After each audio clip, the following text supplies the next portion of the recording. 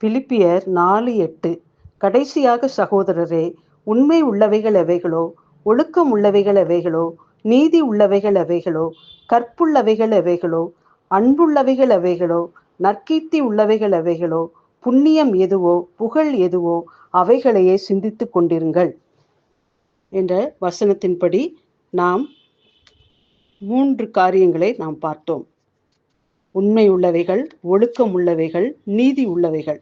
4வதாக கற்புள்ளவைகள் எவைகள், அவைகளை நாம் சிந்தித்து கொண்டிருக்க வேண்டும் என்று பார்ப்போம். வேத வசனத்தின் அடிப்படையில் அதை தியானம் பண்ணுவோம். கற்புள்ளவைகள் என்றால் என்ன அர்த்தம்னா, பெர்ஃபெக்ஷன் இன் ஹோலினஸ், அதாவது பரிசுத்தத்தில் பூரணம் அடைய வேண்டும். அதாவது கற்பு என்ன, ஃபுல்லி பியூரிஃபைடு, முற்றிலும் சுத்தம் உள்ளவர்களாக மாற வேண்டும்.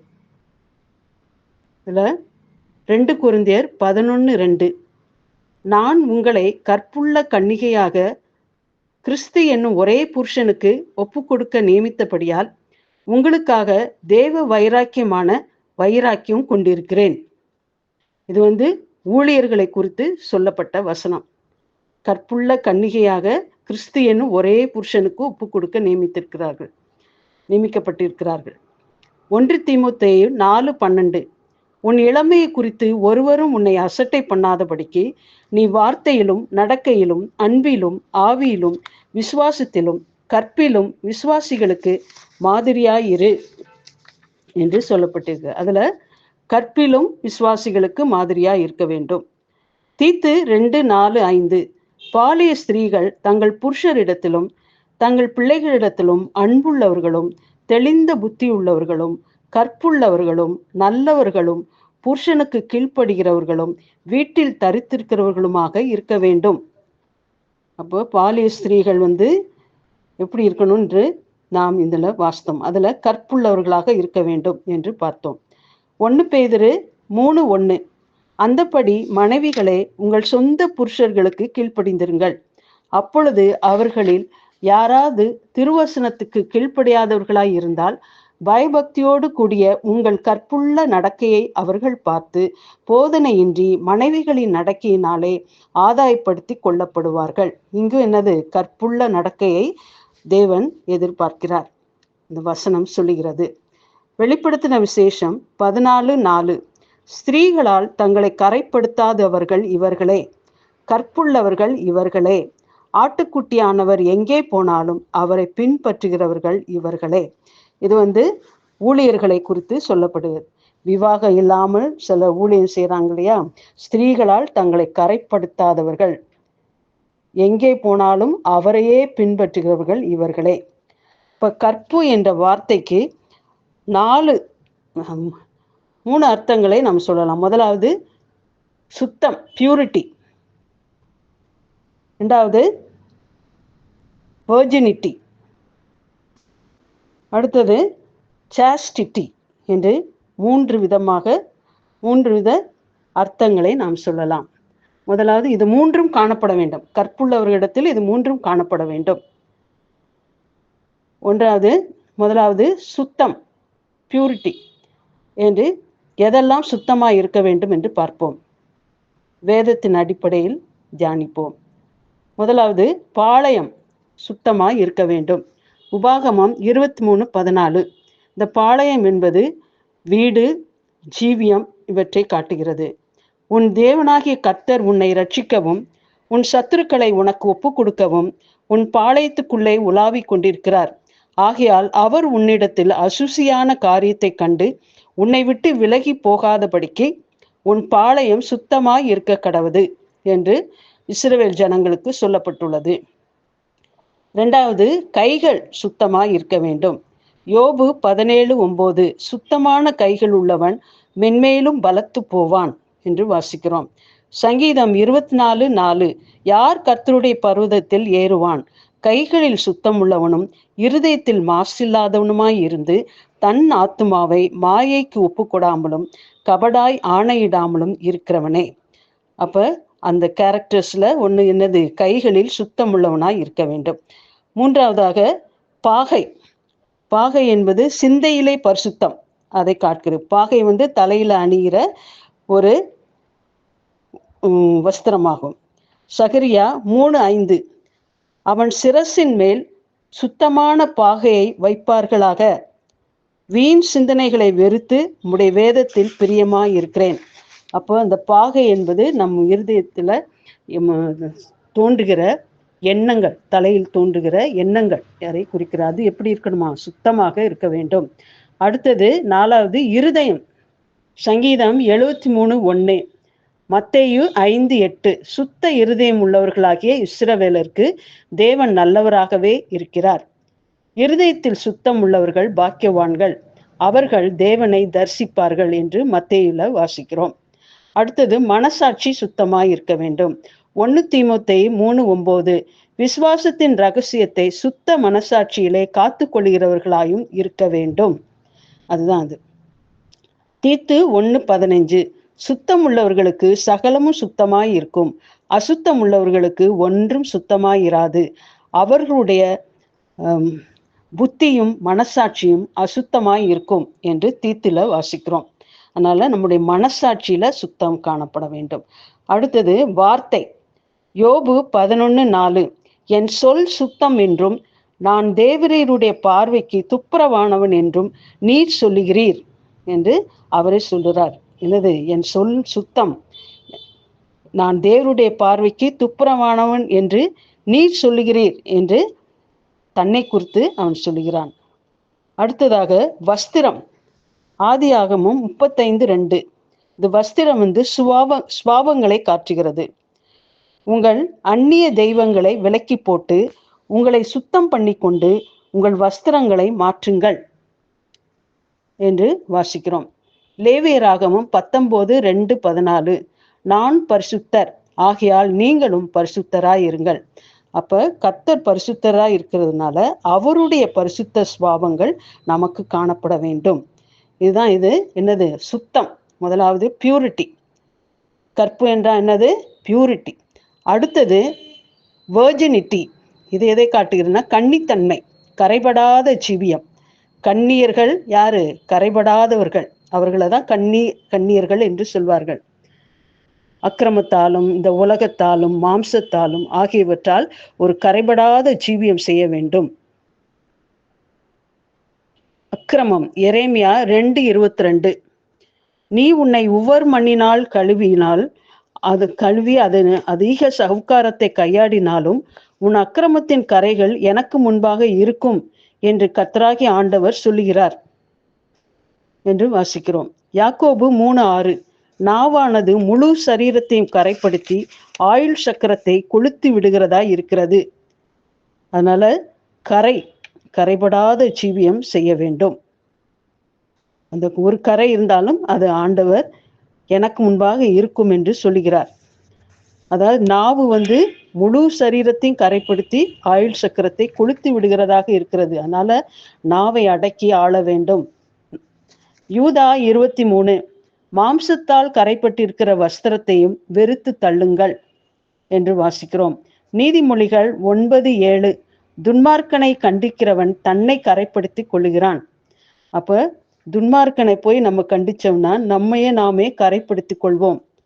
அதனால நமக்கு நஷ்டம்தான். அதனால துன்மார்க்கனை கடிந்து கொள்ளாதே என்று நாம் தெரிந்து கொள்ள வேண்டும். அடுத்தது அந்த கற்புனா என்னன்னா சாஸ்டிட்டி. 2 கொரிந்தியர் 11:2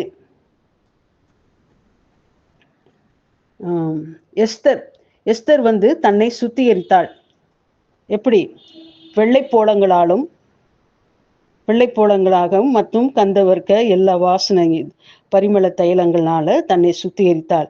வெள்ளைப்போளம் கசப்பு பாடுகளை காட்டுகிறது. சுகந்த வர்க்கங்கள். நாம் சந்தோஷப்பட்டு களிகூர்ந்து அவருக்கு துதி செலுத்த கடுவோம். ஆட்டுக்குட்டியானவருடைய கல்யாணம் வந்தது, அவருடைய மனைவி தன்னை ஆயத்தம் பண்ணினாள் என்று வாசிக்கிறோம். அந்த கல்யாண நாள் எது? கர்த்தருடைய வருகை நாள். ஆட்டுக்குட்டியானவருடைய கல்யாணம், மணவாளனாக ஆட்டுக்குட்டியானவர் வரப்போகிறார். அதற்கு மனைவி தன்னை ஆயத்தம் பண்ணினாள் என்று வாசிக்கிறோம். நாம் நம்மை ஆயத்தமாக்க வேண்டும். சந்தோஷப்பட்டு கலிகூர்ந்து அவருக்கு துதி செலுத்த கடவோம் என்று வெளிப்படுத்தின விசேஷம் 19:7 வாசிக்கிறோம். 1 பேதுரு 3:4 அழியாத அலங்கரிப்பாய் இருக்கிற சாந்தமும் அமைதியுள்ள ஆவியாகிய இருதயத்தில் மறைந்திருக்கிற குணமே உங்களுக்கு அலங்காரமாய் இருக்க கடவது என்று வாசிக்கிறோம். அப்போ சாந்தமும் அமைதியுள்ள ஆவி, அதுதான் நமக்கு அலங்காரமாக இருக்க வேண்டும். பரிசுத்த அலங்காரத்துடனே கர்த்தரை தொழுது கொள்ள வேண்டும். பரிசுத்தமே நம்முடைய சரீரமாகிய ஆலயத்தின் அலங்காரமாய் இருக்க கடவது. பரிசுத்த ஸ்திரீகளும் தங்களுடைய புருஷர்களுக்கு கீழ்ப்படிந்து தங்களை அலங்கரித்தார்கள் என்று நாம் வாசிக்கிறோம்.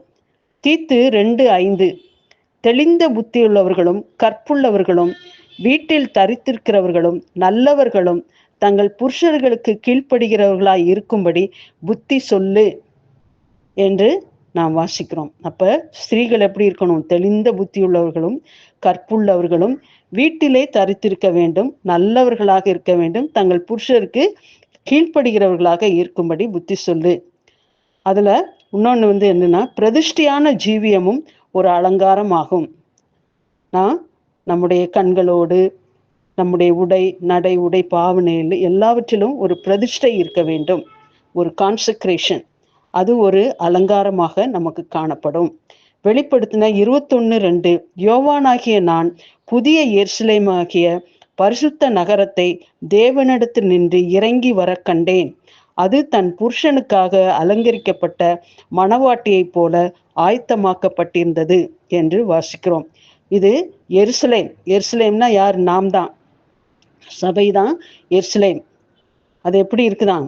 பரிசுத்த நகரமாக இருக்கிறது. அது புருஷனுக்காக அலங்கரிக்கப்பட்ட மணவாட்டியை போல ஆயத்தமாக்கப்பட்டிருந்தது. அதுபோல மணவாளனாகிய இயேசுவுக்கு நாம் மனைவிகளாக மணவாட்டியை போல நாம் நம்மை அலங்கரித்து காணப்படிக்க வேண்டும். பரிசுத்த அலங்காரத்தை தரித்து கொள்ள வேண்டும்.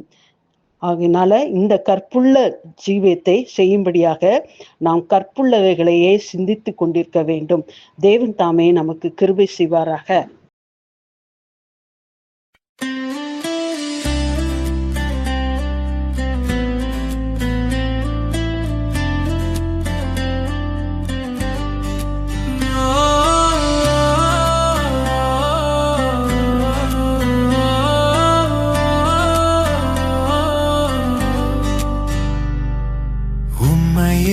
பாடுகிறேன், உள்ளமெல்லாம் மகிழ்கின்றேன், ஒருபோதும் மறவேனையா இயேசுவே உம் கிருபை போதுமையா, எனக்கு உம் கிருபை போதுமையா.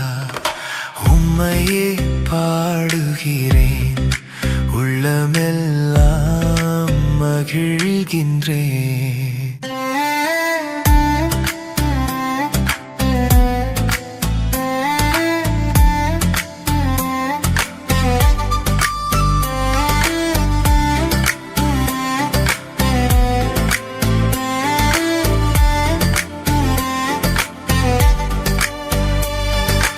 வாழ்க்கை பாதையிலே எத்தனையோ துயரங்கள் தோல்விகளும் வந்ததையா ஏசையா, தோல்விகளும் வந்ததையா.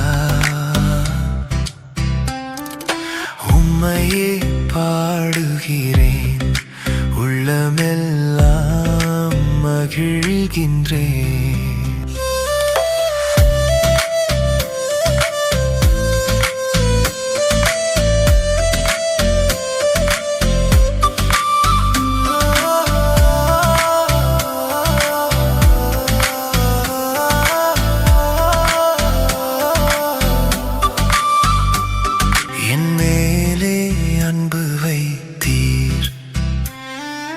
உள்ளத்தில் பாசம் வைத்தீர், கண்ணீரை துடைத்தீரையா, எந்தன் துன்பமெல்லாம் தீர்த்தீரையா. உம்மையே பாடுகிறேன், உள்ளமே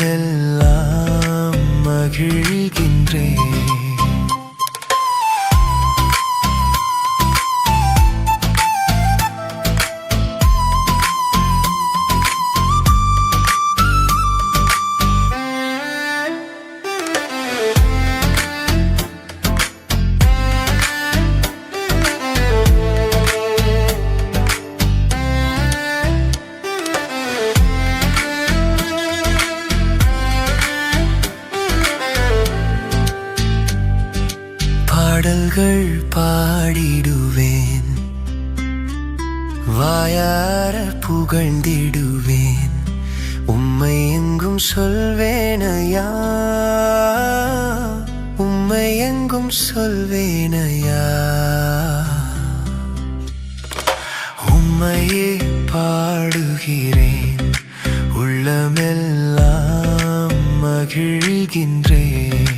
ஒருபோதும் மறவேனையா, இயேசுவே உம் கிருபை போதுமையா, எனக்கு உம் கிருபை போதுமையா. உம்மையே பாடுகிறேன், உள்ளமெல்லாம் மகிழ்கின்றேன்.